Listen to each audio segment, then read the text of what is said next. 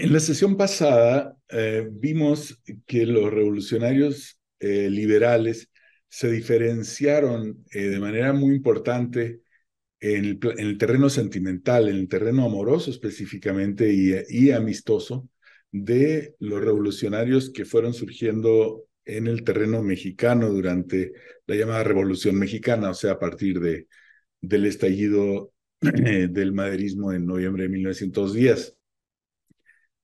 Hoy vamos a ver eh, otra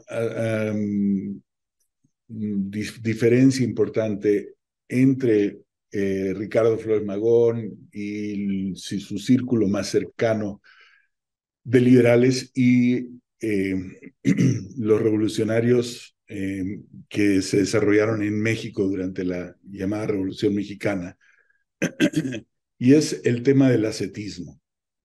¿A qué me refiero? Simplemente el ascetismo lo entiendo como una forma de autodisciplina. Muy frecuentemente se relaciona con prácticas de religiosos, como de monjes, por ejemplo, que se niegan a sí mismos los lujos o los placeres. La imagen, por ejemplo, de un franciscano, como sería casi un prototipo de una asceta. Eh, entonces, voy a hablar hoy sobre por qué el ascetismo fue una característica tan importante en este grupo, eh, que lo diferencia nuevamente de las fuerzas revolucionarias eh, que operaron en México después de 1910. Eh, para poner, digamos, una imagen del contraejemplo de lo contrario del ascetismo en los revolucionarios de México, está una frase como, por ejemplo, la famosa posrevolucionaria, pero también revolucionaria, de la revolución me hizo justicia. La idea allí es que el proceso revolucionario se manifiesta en el usufructo de una serie de lujos, bienes, riquezas, prosperidades, ¿no? Placeres. Los líderes revolucionarios, eh, con la excepción probablemente en alguna medida del propio Francisco Madero, pero todos los posteriores, ya la fase armada de la revolución, los Villas, los Carranzas, los Obregones, los Zapatas, ninguno de ellos realmente desarrolló para sí mismo una imagen ascética. Quizá Carranza un poquito, imagen no asceta, no de asceta, pero sí por lo menos como de una imagen de sí mismo como de figura legal, identificada con la Constitución, ¿no es cierto?, como juarismo por ese lado, pero no realmente algo que realmente que podamos asociar con eh, la autodisciplina, que se niega los lujos, que se niega los placeres, que se niega el consumo. Entonces, tenemos un movimiento revolucionario y un líder revolucionario, Ricardo Flores Magón, eh, que desarrollan esto a un grado realmente muy elevado. Y entonces la pregunta es, ¿cómo sucedió esto y por qué sucede esto? Y eso es de lo que voy a hablar en la sesión de hoy. Hay, me parece, varios momentos en el desarrollo de esta característica o cualidad de Ricardo Flores Magón, de Enrique también, de los líderes de la Junta Revolucionaria de los Liberales, pero no solo de la Junta, sino de muchos de los militantes de base también. Entonces, un primer momento que es relevante específicamente para Ricardo Flores Magón, y también para su hermano mayor Jesús, que después tendría desarrollo muy distinto al de Ricardo y al de Enrique, político muy distinto, nos sucede todavía en la juventud de estos dos intelectuales, Jesús y Ricardo Flores Magón, intelectuales y jóvenes, digamos, militantes. Y es al momento del nacimiento del movimiento liberal y de sí, del movimiento liberal, que después se convertiría en el Partido Liberal, eh, es un nacimiento que sucede en torno de una reelección de Porfirio Díaz del año de 1900. No recuerdo en este momento cuál reelección fue, creo que era la sexta ya o la quinta reelección de Díaz, a ver, la quinta reelección de Porfirio Díaz, la de 1900, da pie a un movimiento, de nuevo a un movimiento antireeleccionista. Jesús y Ricardo habían estado en el primer movimiento antireeleccionista de la elección de 1892, que los llevó a la cárcel en esa ocasión, y ya en 1900 es cuando surge el movimiento liberal, el Partido Liberal. Y en el centro de ese movimiento está una cosa que en esa época llamaban antipersonalismo. ¿Qué quería decir el antipersonalismo? Quería decir que estaban en contra de una idea de partido que girara en torno de un líder. Y la razón de esto es que era un movimiento, bueno, que tenía como su principal enemigo a Porfirio Díaz. Y Porfirio Díaz se había construido a sí mismo como caudillo, con la idea que se decía en esa época mucho, de que él era, entre comillas, el hombre indispensable, una figura providencial, ¿no? Que había salvado el país y de quien pendía, en el fondo, la modernización de México, la dignidad de México e incluso, eventualmente, su transición a un sistema democrático. Entonces, esto lo que significaba era un culto de la personalidad alrededor del dictador, que realmente en México fue muy extremo. No es distinta el culto de la personalidad que hubo de Díaz al de otros grandes dictadores, famosos dictadores latinoamericanos, un poco posteriores, por ejemplo, Trujillo, dictadores que se hacían, digamos, rodear de todo tipo de panegíricos, loas, poemas dedicados a lo magnífico que eran. En el caso de Porfirio Díaz existía un club, la Sociedad de Amigos de Porfirio Díaz, que se había convertido también en una especie de organismo electoral, prácticamente en lugar de un partido político. Lo que había era una sociedad de amigos, y el cumpleaños de don Porfirio pues era una fiesta nacional, el cumpleaños de Carmelita era una fiesta nacional. Entonces, cuando estos jóvenes, eh, que Ricardo Flores Magón, Jesús Flores Magón, Camilo Arriaga, un montón, Juana Gutiérrez, un montón de jóvenes que forman el movimiento liberal al principio, se reúnen. En el centro de su idea estaba un rechazo del personalismo.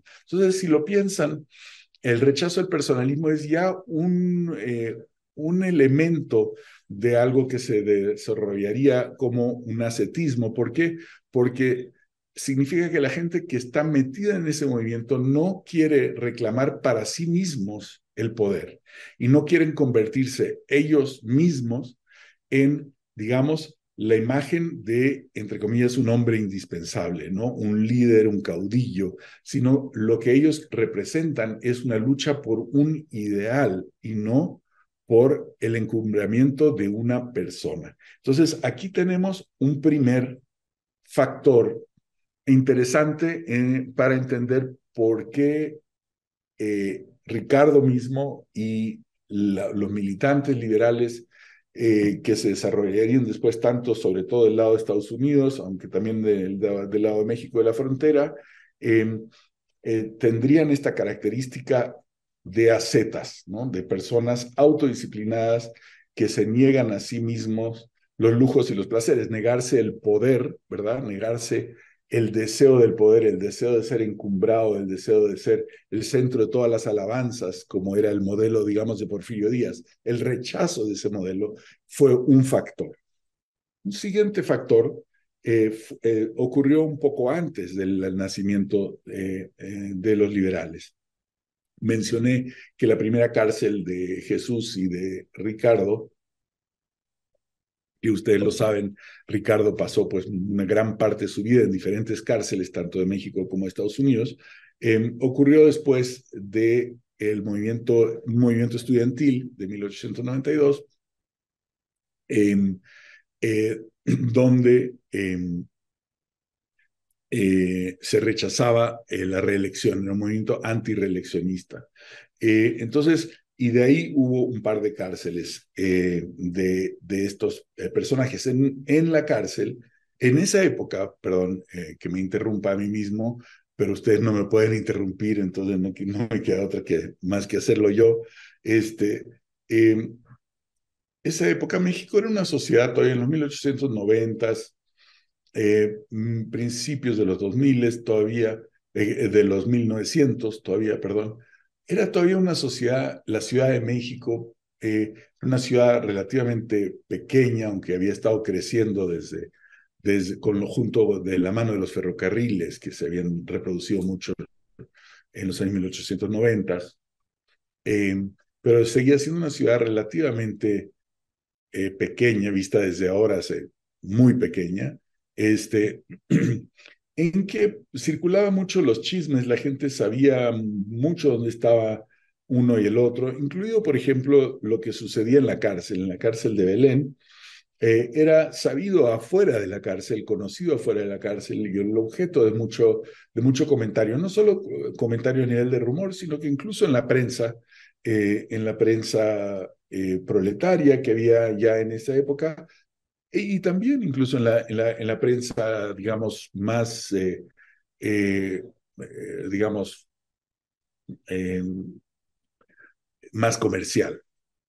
Entonces, una de las cosas que ocurre ahí es que los dos jóvenes están en la cárcel cuando su madre, la señora Margarita Magón, muere.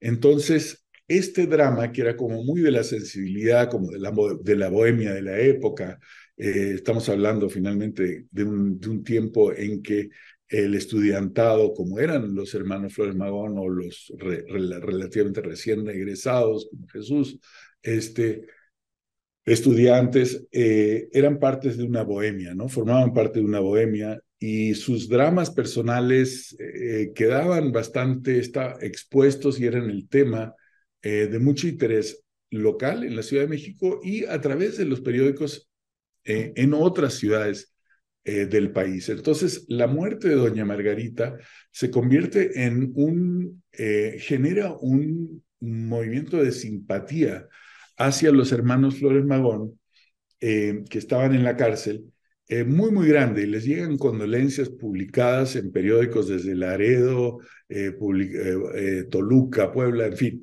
muchas capitales de los estados mexicanos, además de la Ciudad de México. Entonces, aquí lo que hay es una experiencia de cárcel muy temprana que está marcada por un fuertísimo sacrificio, porque ellos, por defender un ideal, quedan separados de su madre en ese momento que era en esa época muy católica, desde luego, el momento más sagrado, que era el momento de la muerte, ¿no? Entonces, la señora muere sin que sus dos hijos mayores pudieran estar a su lado, lo que significa que ellos en cierto momento encumbran la lucha por el ideal más arriba incluso de la relación con la madre. Entonces, esto otra vez es un momento que milita a favor del desarrollo de un valor, de una personalidad que le pone mucho hincapié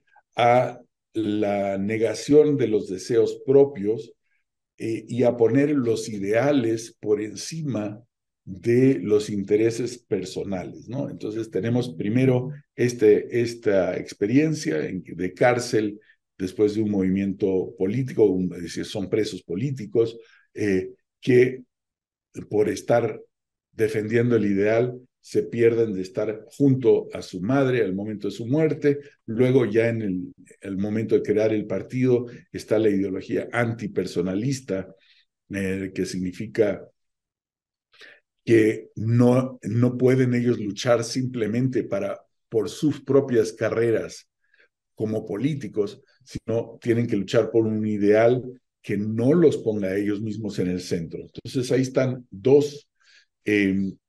eh, dos momentos eh, de formación a Z. El tercer momento que quisiera resaltar es el del exilio, ¿no? En, en, mil, en 1904, otra vez, meten a la cárcel al liderazgo de los de los liberales y que estaban además también en esa época escribiendo en el periódico El Hijo del Aguizote. Los meten otra vez a la cárcel de Belén y en esta ocasión primero los meten en la cárcel de Santiago, un poco antes y después a la cárcel de Belén. Entonces, las experiencias, digamos, de cárcel se vuelven suficientemente ásperas eh, y suficientemente sistemáticas como para que los liberales en un momento dado den cuenta que su capacidad de armar movimiento en México en ese momento realmente era prácticamente nula, que si salían ya habían intervenido a los periódicos para los que escribían, estaba mucha gente en la cárcel, había ya bastantes asesinatos, cosa que no siempre había habido durante el porfiriato, este, aunque hubo asesinatos importantísimos desde el principio del porfiriato, siempre el famoso Mátalos en Caliente, que fue al mero principio del primer gobierno de Porfirio Díaz en 1876 o 77, pero no, el asesinato político no era tanto una característica constante del movimiento, aunque jefes políticos sí mataban a enemigos y todo lo demás. Salen de la cárcel y deciden, ya dentro de la cárcel deciden que no tienen realmente capacidad de hacer política, de armar la revolución, ya para ese entonces creen en la revolución como la única alternativa ante la dictadura, ya no en una salida electoral, y entonces se van a Texas, a San Antonio, Texas. Este tercer factor, el exilio, es también digamos, un evento que milita en pro de el desarrollo de una personalidad marcada por el ascetismo en todos estos militantes. ¿Por qué? Porque el exilio siempre se puede representar como un abandono o como un acto de egoísmo, es decir,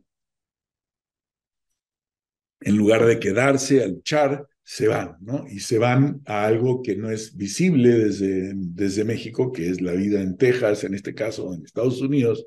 Entonces, siempre puede ser retratado el exilio como una opción egoísta, por lo cual estos militantes tuvieron que hacer mucho hincapié en sus escritos, otra vez establecieron otra vez el periódico Regeneración en los Estados Unidos, en sus escritos, de lo que estaban haciendo como un máximo sacrificio. Otra vez se parece un poco a lo que había sucedido antes, ¿no?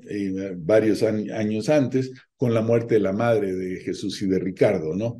Habían ellos luchado por un ideal y habían estado, gracias a esa lucha, habían sido separados del momento más sagrado de la relación de un hijo con una madre, que es acompañarla en el momento o en el trance de su agonía y de su muerte. Acá tenían otra vez que sacrificar algo, que era dejar a su patria, que por cierto siempre es representada la patria, pese a su nombre que indica una filiación paterna, obviamente patria, pero la patria normalmente se representa como una figura maternal, es la que le alimenta, le da nacimiento a la persona a la que le debe la mayor lealtad, y como en la ideología, digamos, del parentesco hispánica, hispanoamericana y demás, la lealtad a la madre es mucho mayor que la lealtad al padre. La patria tiene ese como eh, eh, subestrato de deuda, lealtad, amor, etcétera, parecido a la relación del amor materno. Entonces, el exilio es siempre un acto que tiene cierta ambigüedad. Puede ser representado como una traición a la patria, ¿verdad? Como darle la espalda a la patria, o lo que hizo Ricardo, lo que hicieron los miembros de la Junta liberal, que era proponerlo como una como un máximo sacrificio. Es decir, se habían ido a vivir a Texas pobremente, dejando su país, metiéndose en un espacio en que no hablaban la mayoría de ellos inglés, en que no tenían realmente una red de relaciones fuerte, en donde tendrían que sacrificarse duramente para poder seguir sacando su periódico, que ahora era ya otra vez Regeneración, el periódico, su periódico, y enviándolo clandestinamente a México. Entonces, el exilio queda como un tercer momento en el desarrollo de la personalidad asceta. El cuarto elemento se relaciona con el exilio, lo mencioné ya en la sesión pasada sobre el desarrollo del amor romántico, el compañerismo, digamos, amoroso en este movimiento, también tenía que ver con el exilio, pero se relaciona con las formas de trabajo que se desarrollaron en los Estados Unidos en este grupo. ¿Por qué? Porque estos exiliados y además los migrantes mexicanos que vivían en Texas, sobre todo en Arizona y después en California, que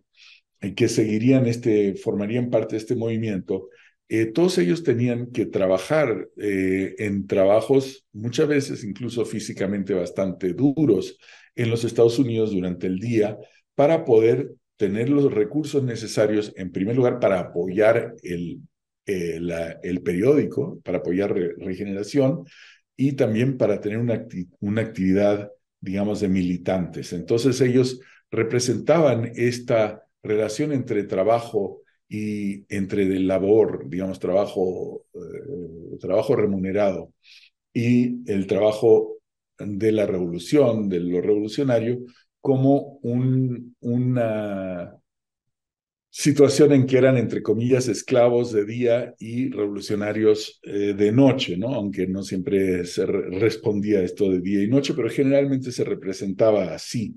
Esto significaba otra vez una práctica asceta. ¿Por qué? Porque el trabajador tiene que ahorrar, ¿verdad? Tiene que apretarse el cinturón, es decir, negarse lujos, negarse placeres para poder después de las horas de trabajo, dedicarse a la militancia y también para poder entregar una parte de estos ahorros al trabajo de la militancia y de la propaganda. Entonces, este es un cuarto aspecto, un cuarto motivo para el desarrollo de una personalidad asceta. Si ustedes lo piensan, esa práctica de trabajo de día y de militancia de noche era muy distinta de la de los revolucionarios mexicanos durante la fase armada de la Revolución Mexicana, porque durante la fase armada lo que había era muchísima, es decir, había muchísima apropiación, expropiación de recursos. No, no era normalmente una situación de trabajo constante, con algunas excepciones. Por ejemplo, los campesinos zapatistas normalmente tenían que volver a sus milpas durante el tiempo de lluvias para poder en el resto del año estar en el movimiento, ¿verdad?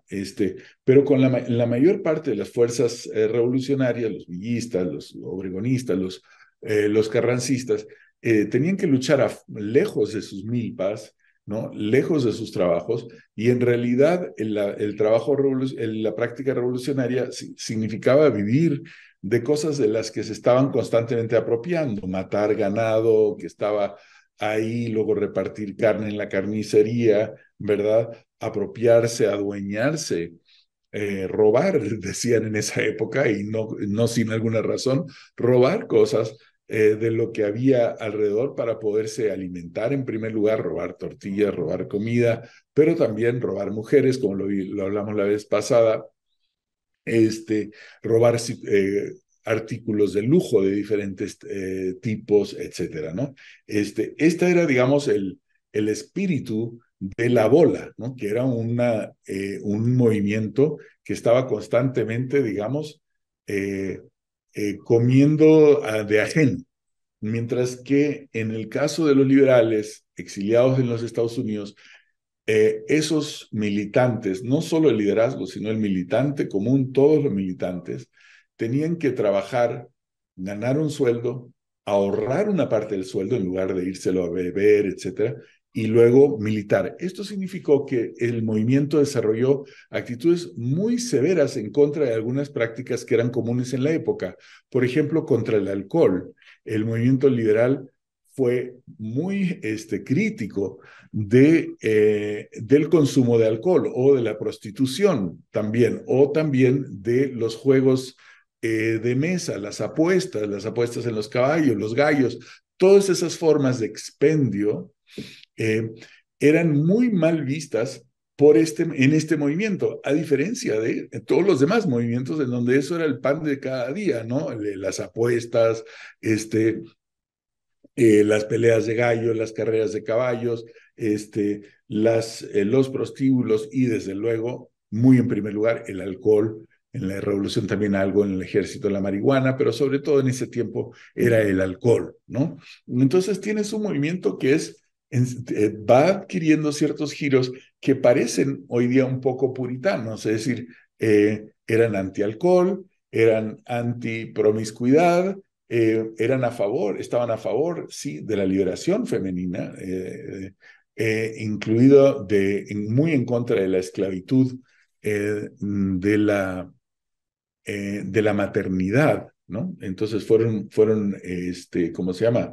Realmente muy, muy de avanzada en ese tema, a diferencia nuevamente del resto de los revolucionarios que solían ser bastante, no les importaba para nada los derechos de las mujeres y como sabemos, salvo muy raras excepciones, y como sabemos en México incluso el sufragio, aunque comenzó el sufragio femenino a despuntar en algunos movimientos revolucionarios regionales, pues sabemos muy bien que no se aprobó el sufragio femenino sino hasta los años 1950, es decir, casi 40 años después del final de la revolución como movimiento armado, lo que indica que no era el feminismo un aspecto tan políticamente potente en, en el movimiento revolucionario en general, como sí lo fue en el de los liberales. Entonces ese fue la cuarta dimensión del ascetismo. Eh, y el quinto, voy a mencionar dos o tres más y después leeré, como hice la vez pasada, un pequeño segmento de mi libro que trata un poco sobre este tema en un momento final, un poco de la vida de Ricardo. Un quinto elemento fue el internacionalismo del grupo, sobre todo ya después de 1910, 1911. Es decir, cuando ya Ricardo y Enrique han pasado por un rompimiento con otra parte del movimiento, en donde ellos se lanzaron declaradamente a la tendencia anarquista, mientras la otra parte se afilió más a un cierto socialismo, un social marxismo. Eh, ellos eran comunistas internacionalistas ya para ese momento, ya no eran nacionalistas. ¿Por qué? Porque en los Estados Unidos habían formado parte de movimientos sindicales que estaban compuestos de militantes que venían de todos lados. En Estados Unidos, este grupo eh, eh, conforma una cosa que en mi libro llamo un cosmopolitanismo proletario. El cosmopolitanismo en México hasta ese momento, hasta este movimiento, es el primero que tiene un cosmopolitanismo proletario. Cosmopolitanismo hasta ese momento había sido una característica más bien de la bohemia, es decir, de los círculos educados, de los círculos con cierta tendencia intelectual, que en el porfiriato eran minúsculos en relativo a la gran población mexicana. En los Estados Unidos, tanto entre migrantes como entre exiliados, se da un cosmopolitanismo proletario. ¿Qué quiero decir con esto? Quiero decir que trabajaban en los trabajos que había, por ejemplo, en las minas o eh, en las madereras o en los ferrocarriles o aún incluso en los restaurantes y en los sectores de servicio cuando vivían en ciudades. Lo que había eran sindicatos, grupos de trabajadores que venían de muchas partes y que hablaban muchos idiomas. De hecho, tanto Ricardo como Enrique se hacen de varios idiomas en los Estados Unidos, es decir, aprenden francés, aprenden italiano y desde luego inglés. Pero para darles un poco el saborcito de a qué me refiero, cuando muere Ricardo en 1922 en la cárcel de Leavenworth en Kansas, se llevan primero su cuerpo a Los Ángeles, que es donde vivían Ricardo y María Bruce y toda una pequeña comuna que vivían en Edendale, en la ciudad, en lo que hoy es la ciudad de Los Ángeles y que en esa época estaba en las afueras de la ciudad de Los Ángeles. Entonces se llevan al cuerpo de Ricardo, pero y le hacen como un funeral, aunque embalsaman al cuerpo porque después lo van a llevar a México, donde terminaron enterrándolo, ¿no? Pero en ese funeral que le hacen en un panteón de Los Ángeles, la gente que acompaña al cuerpo de Ricardo canta la Marsellesa, ¿no? El famoso himno francés, que era también el himno libertario, es decir, el himno de los anarquistas. Pero lo interesante es que ese canto no fue un entierro porque no lo enterraron, pero en el funeral de Ricardo, eh, la Marsellesa la cantan en español, en inglés, en italiano, que por cierto Regeneración durante un tiempo tuvo una página también en italiano, tuvo página en inglés, desde luego, en francés, en yiddish y en ruso. No, y en alemán, perdón. Entonces, esto te da una idea de lo que era el cosmopolitanismo proletario. Los anarquistas eran, como también los marxistas de esa época, eran comunistas y eran internacionalistas. No creían ya en la nación como el espacio principal de liberación, sino que consideraban que la liberación era un movimiento, un asunto, digamos, proletario del pueblo, y que tenía que ser internacional. Ese internacionalismo se manifestó de una manera muy complicada para los liberales y para Ricardo especialmente, en el movimiento que tuvieron los liberales en Baja California. Los liberales salen, es decir, la Junta Liberal que estaba en la cárcel en Arizona la sueltan a mediados de 1910, y la revolución, como ustedes todos saben, la fase armada de la revolución empieza a finales de 1910. Eh, eh, el segmento principal de los liberales que se va a la revolución, cosa que no incluye a Ricardo, que consideraba que su lugar era seguir haciendo lo que llamaban propaganda, pero que no era solo propaganda, sino que era realmente análisis político, era también trabajo ideológico, no solo de propaganda, pero en esa época le decían propaganda. Eh, el grupo principal, el contingente principal, se va a luchar a Chihuahua bajo la dirección de Praxedis Guerrero, un personaje que ya mencioné la vez pasada a propósito de su relación con Francisco Manrique, y que era un gran intelectual y un gran líder liberal.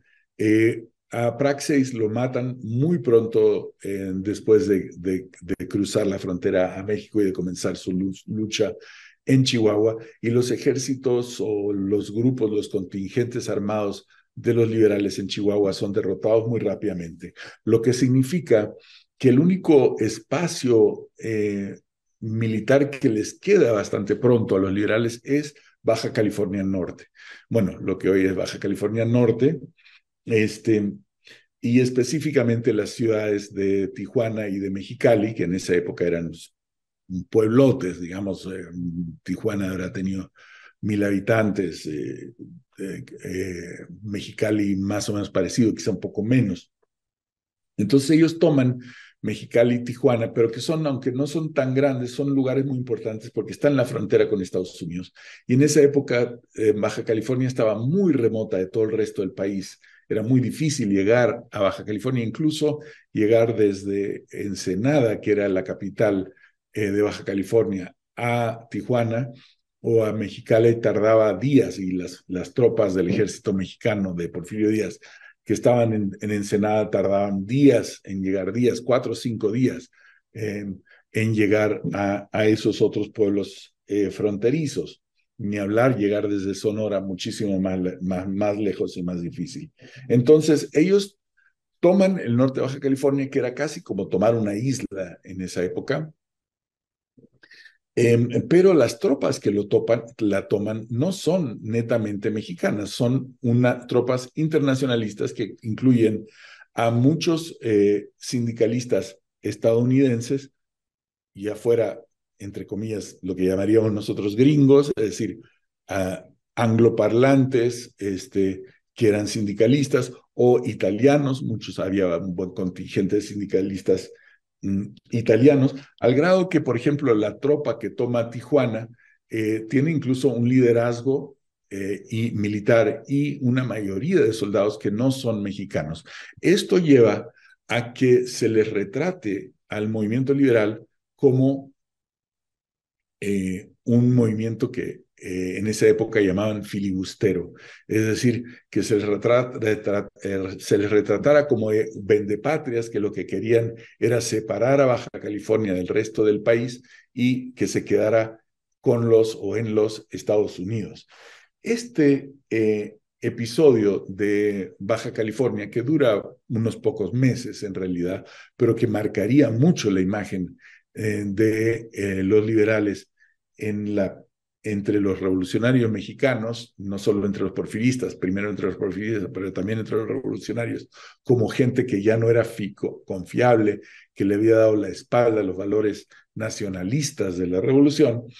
También lleva a cierto ascetismo, me parece, porque lo que ellos tienen que mostrar nuevamente es que hay un valor o un ideal que es todavía más elevado que el del nacionalismo, el del patrioterismo, que es el del internacionalismo, es decir, la solidaridad proletaria, que es, digamos, más elevada todavía que los viejos prejuicios nacionalistas, más elevada que la identificación lingüística, más elevada que cualquier otra cosa. Es la revolución proletaria por encima de lo que era una muy buena parte del movimiento revolucionario mexicano, que era nacionalista, ¿no? Y que tenía lemas como, por ejemplo, México para los mexicanos, ¿no? Que era un lema muy importante de diferentes grupos revolucionarios. Y no es que Ricardo estuviera en contra de que México fuera para los mexicanos, para nada, al contrario, pero sus miras eran más elevadas que el mero reclamo nacionalista.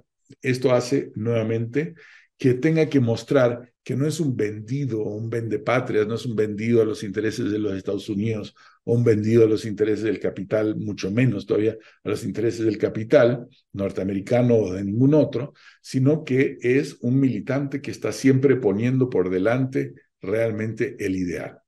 Entonces, ese era un quinto factor. Déjenme recapitular muy rápidamente. El primero, podemos decir que fue el de la muerte de la madre de Margarita Magón, cuando los dos hermanos Jesús y Ricardo estaban en la cárcel, en donde queda que su, digamos, compromiso con su ideal es superior incluso los reclama incluso más que su necesidad de estar con su madre. El segundo es el antipersonalismo del liberalismo, que tiene todos digamos, la cañonada dirigida en contra de Porfirio Díaz, pero que después, ya cuando estalla la Revolución de 1910, ellos dirigen en contra de Madero, a quienes consideran un personalista, lo dirigirían después en contra, desde luego, de Pancho Villa, de Carranza y de Obregón, y también en ciertos momentos, al principio, en contra de Zapata incluso. Entonces, la sospecha en contra de cualquier caudillo era muy importante, y esto los hace, digamos, autodisciplinados y ascetas. El tercer factor es el del exilio, ¿verdad? Que también tiene que ser representado como un sacrificio a la patria por un ideal, Es decir, se van, sacrificia no la patria, sino sacrificia su estadía en la patria por un ideal. Entonces, nuevamente es eso. El cuarto es el tema del trabajo en los Estados Unidos, que tenía que ser un grupo que ahorrara y que trabajara de día para poder militar en la noche. Esto significaba que estaban en contra de la vida expendiosa, en contra del alcohol, en contra del juego, etcétera, de muchas de las maneras en que los proletarios gastaban cualquier dinero excedente, ¿no? En contra de muchas fiestas, etcétera, etcétera. Y el quinto era este internacionalismo que se desarrolla a partir de su filiación comunista, anarco-comunista, en que los hace nuevamente tener que defender un ideal por encima de un movimiento nacionalista. Eh, la última cosa que voy a mencionar antes de darle lectura a estas páginas de mi libro es el de la labor de la imprenta y la relación de la labor de la imprenta con el ascetismo. El liderazgo del Partido Liberal era un liderazgo eh, que estaba plenamente comprometido con la construcción y difusión de un ideal, ¿no? Eran luchadores por un ideal, no por una persona, no eran magonistas, ¿no? Eran anarquistas, antes al principio se veían a sí mismos como liberales, como socialistas, eran comunistas, no eran este, eh, seguidores de ningún caudillo, ¿no? Por esta razón, la imprenta está realmente en el corazón mismo del movimiento. El trabajo, incluso el trabajo de alfabetización, es muy, muy importante en este movimiento. Hay muchísimos militantes liberales que están aprendiendo a leer junto a, digamos, su toma de conciencia política, su toma de conciencia del ideal, su toma de conciencia de clase. La lectura es muy, muy importante en este movimiento y la escritura en la prensa lo es también. Pero el problema que tiene esto es que la prensa se estaba manteniendo con contribuciones de los compañeros, ¿no? Contribuciones de la gente este, que trabajaba de día para luchar de noche. Y digamos, el eje del movimiento, Ricardo en primer lugar, tienen que estar trabajando en la imprenta todo el día, porque tienen que estar escribiendo artículos todo el día, tienen que estar imprimiendo todo el día, tienen que estar tratando de vender o de hacer circular o de llegar el periódico a todas las partes del mundo, de México, de Estados Unidos y de Europa, de América Latina, a la que tenía que llegar, etcétera. Entonces, esta era gente sumamente trabajadora, trabajaba larguísimas horas, pero que siempre podía estar bajo la sospecha de que en realidad estaban viviendo de los trabajadores manuales. Esto los llevaba a tener una vida especialmente frugal, es decir, la pobreza de ellos se convertía como en la garantía pública de que ellos no estaban robando las contribuciones, sino que estaban usando las flacas contribuciones que recibían para la causa. Entonces, estas son las 6 dinámicas que hicieron que este movimiento fuera tan proclive al ascetismo, a la autodisciplina eh, y a la regulación del lujo, ¿no? No es un movimiento en ese sentido dionisíaco, como sí puede ser vista mucho de la revolución en México, ¿no?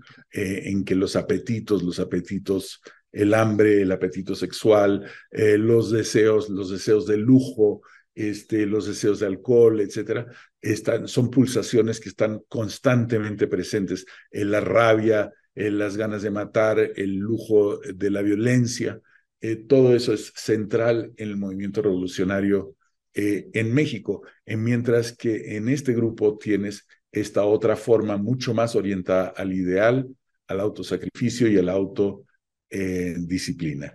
Entonces ya con eso terminaré mis comentarios de hoy, compartiendo con ustedes un pedacito de mi libro, que es una sección que se llama Migajas, que está hacia el final del libro, eh, que habla de la época en que la Junta sale de una cárcel en la que estuvo en el estado de Washington, la cárcel de McNeil, de la isla de McNeil, en el estado de Washington, y se regresa a Los Ángeles. La compañera más fiel de la Junta era la miseria. Era su más constante aliada y también su más peligrosa y persistente enemiga. La pobreza de la Junta era la única prueba verdaderamente convincente de que nunca se había vendido.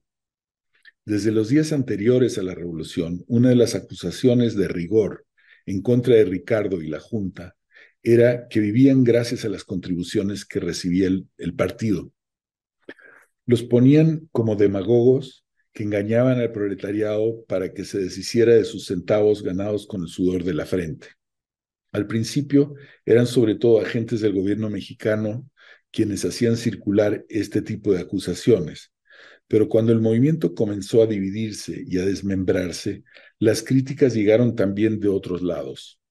Antonio Villarreal había acusado, que era un miembro de la Junta organizadora del Partido Liberal de Mexicana, con quien que se pelearon él y Ricardo en torno del maderismo, había acusado a Ricardo de quedarse con 40,000 pesos de los científicos, el grupo político de Limantur, de los, una fracción de porfirista, y también sostenía que había malgastado un buen préstamo que Francisco Madero le había hecho a Regeneración.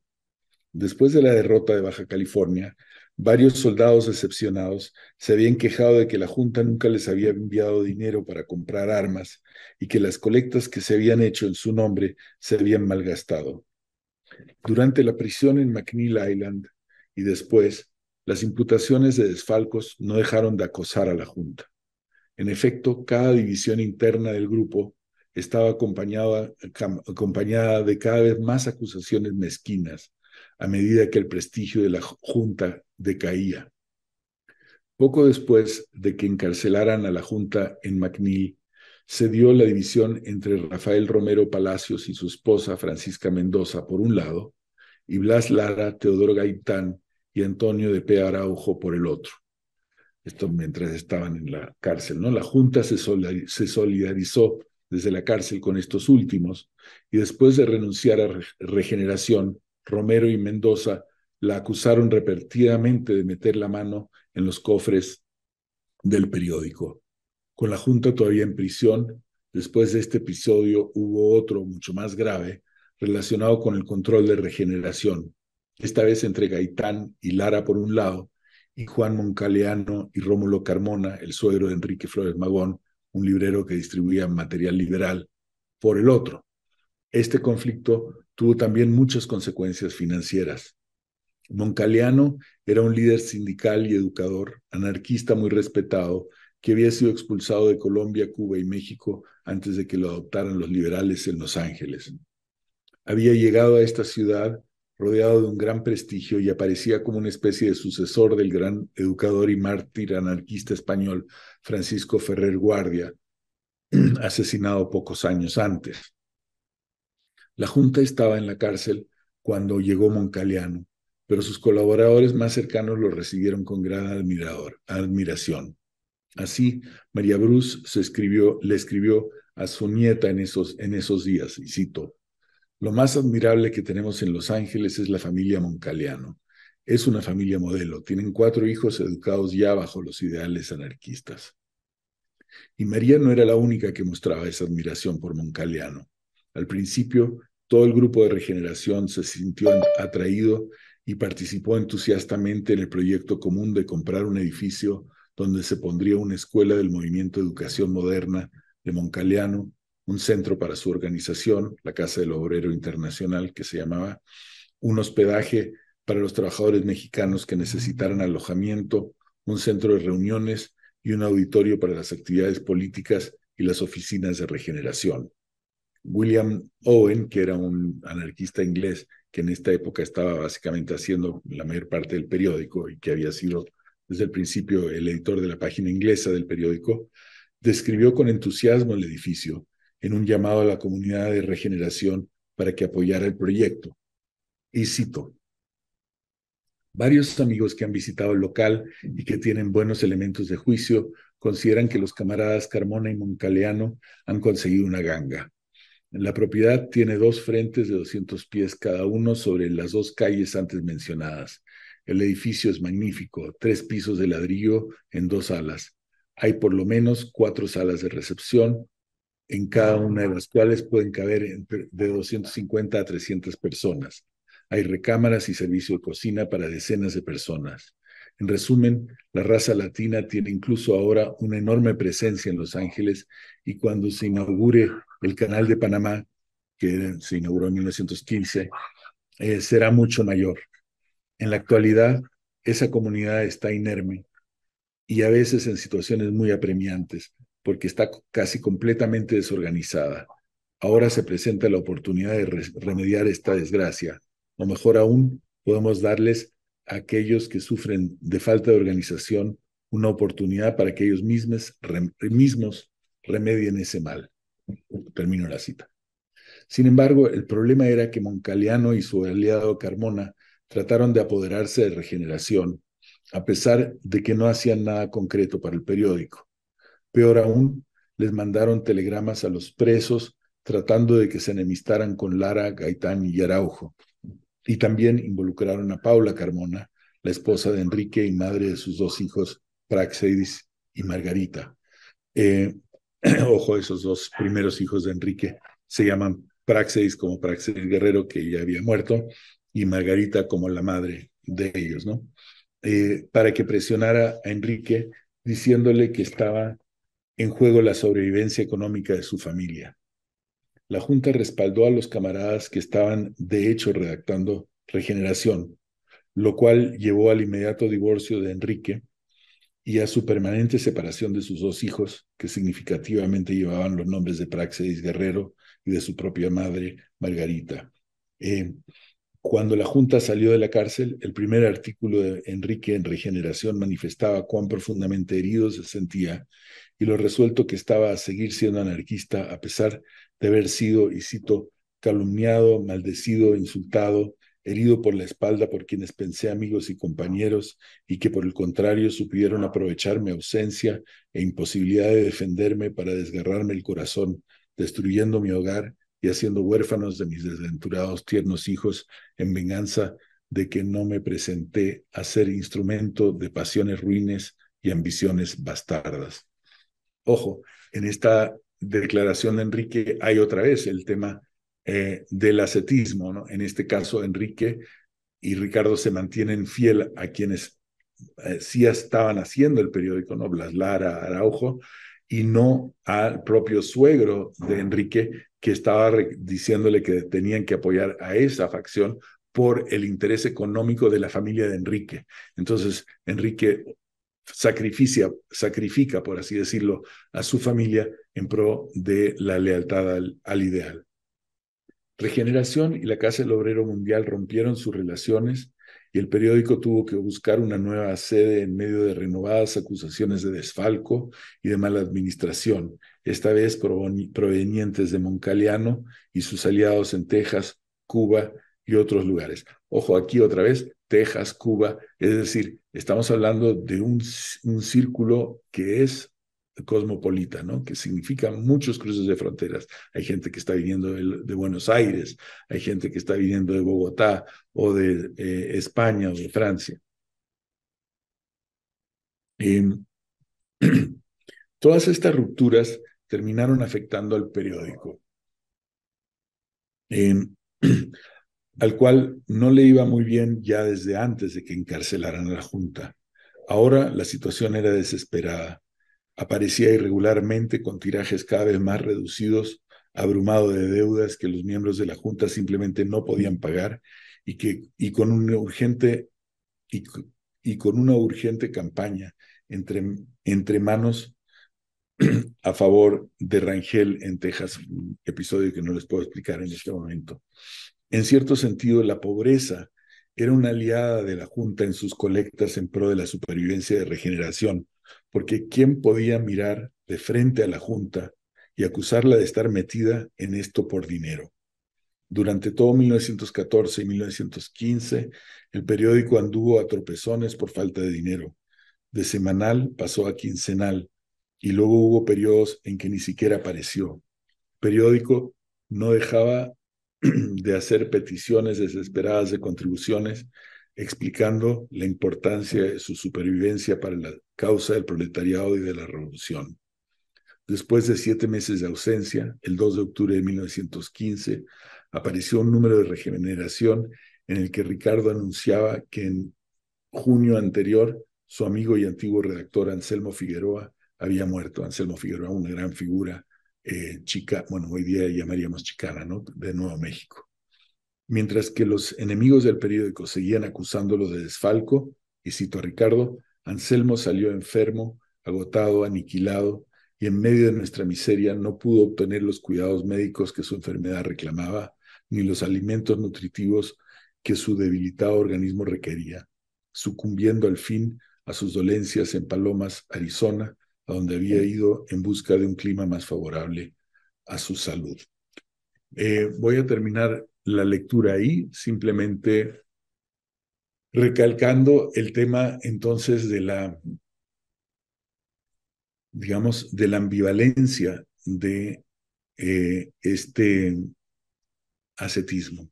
Es decir, tenemos, por un lado, una clarísima delineación y constante delineación de una moral, un ideal que se eleva por encima de los impulsos más normalmente reconocidos como normales, ¿no? Ya no solo los apetitos como el del alcohol del que hemos hablado, sino también incluso el de darle una prioridad a los intereses económicos de la familia propia por encima de los del ideal, ¿no? Es el caso de Enrique en la cárcel de McNeil, que favorece a la facción contraria a la de su suegro y por lo tanto a la de su esposa y a la de sus hijos por cuestiones de principio, por cuestiones de ideal. Tenemos entonces un movimiento que siempre queda representado como el movimiento más puro de la Revolución Mexicana. Más puro, ¿por qué?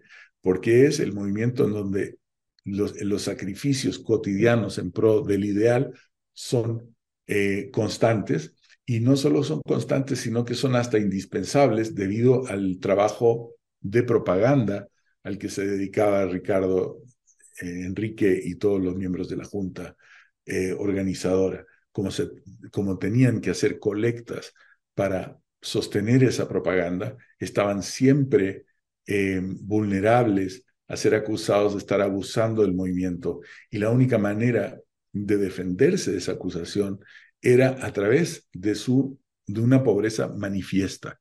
Entonces tenemos ahí una especie de pobreza pública, por así llamarlo, y de disciplina personal parecida, efectivamente, a las de los monjes mendicantes en el medievo, pero en pleno contexto, digamos, de lucha moderna en pro de, digamos, de una igualdad económica y de los intereses del proletariado.